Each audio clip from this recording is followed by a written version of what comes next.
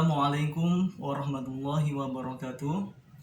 Siswa-siswi sekalian yang Bapak cintai dan Bapak banggakan, berjumpa lagi dengan Bapak Ansip Andriansyah dalam pembelajaran pendidikan agama Islam. Baiklah anak-anak, kali ini kita akan lanjutkan pembelajarannya, yaitu mengenai materi bab 3 dengan tema Mari hidup sederhana dan ikhlas. Sebelum kita pelajari ini, mari kita berdoa terlebih dahulu. Bismillahirrahmanirrahim. Rabbi zidni ilma warzuqni fahma. Amin. Silakan anak-anak dibuka LKS-nya halaman 27. Sudah? Baik, perhatikan. Sederhana artinya hidup tidak berlebihan. Islam mengajarkan kita agar hidup sederhana. Hidup sederhana membuat kita selalu merasa cukup dan bersyukur kepada Allah Subhanahu wa taala.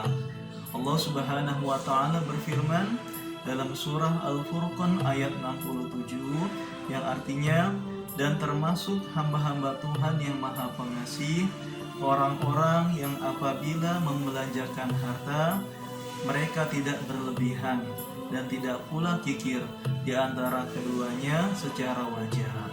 Nah, anak-anakku sekalian, berdasarkan firman Allah tersebut, kita dapat mengambil pelajaran, yaitu hidup sederhana adalah hidup dengan tidak berlebihan dan tidak pula kikir. Berlebihan artinya tidak wajar atau aneh-aneh, sedangkan kikir artinya adalah pelit. Hidup sederhana artinya tidak membeli barang yang tidak berguna dan tidak memamerkan kekayaan.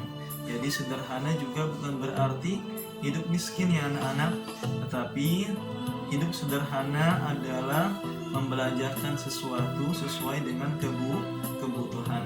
Sebagaimana contohnya di LKS halaman 27, contoh perilaku hidup sederhana yang pertama, tidak suka menghamburkan uang dan membeli barang sesuai kebutuhan. Nah, agar kita bisa membiasakan hidup sederhana, kita bisa melihat contohnya di LKS halaman 27 pula. Yang pertama, kita jauhkan sifat berlebihan, kemudian tumbuhkan sikap kasih sayang, dan yakin Allah Subhanahu wa taala menyukai kesederhanaan. Adapun hikmah dari hidup sederhana yang pertama adalah mendapat pahala dari Allah Subhanahu wa taala, kemudian mampu melawan godaan setan yang mendorong hidup boros, serta memiliki sikap rendah hati dan disenangi banyak orang. Itu adalah mengenai perilaku terpuji hidup sederhana. Kita lanjutkan ya anak-anak.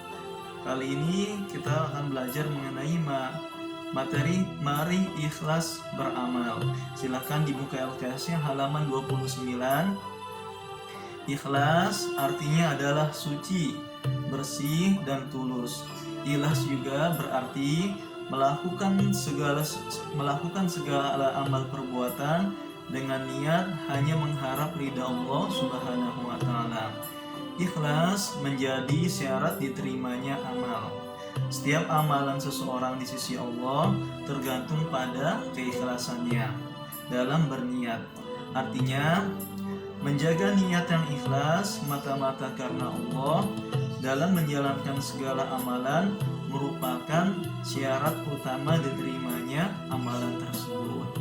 Jadi, berdasarkan penjelasan tersebut, kita dapat mengambil pelajaran bahwasanya dasar dari beramal adalah ikhlas. Kemudian syarat utama diterimanya amal adalah ikhlas. Kemudian anak-anakku sekalian, amal juga bisa rusak jika disertai dengan riya, ujub, dan juga sum'ah atau ingin didengarkan oleh orang lain. Nah, amalan yang disertai riya, ujub, dan sum'ah, maka amalan-amalan tersebut bisa rusak. Allah Subhanahu wa taala melaknat seseorang yang melakukan ibadah untuk mendapatkan penghargaan dari makhluk. beribadah kepada selain Allah berarti telah melakukan dosa besar, yaitu berupa syirik. Jadi kalau kita beramal, amal kita ingin diterima, maka syarat utamanya adalah ikhlas, semata-mata mengharapkan ridha Allah Subhanahu wa Ta'ala. Demikian anak-anak penjelasan dari Bapak. Kurang lebihnya mohon maaf. Sebelum Bapak akhiri, Bapak ingin kalian mengerjakan tugas sebagai berikut.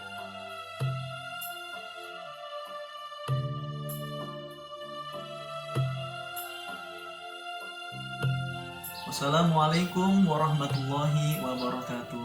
Sampai jumpa.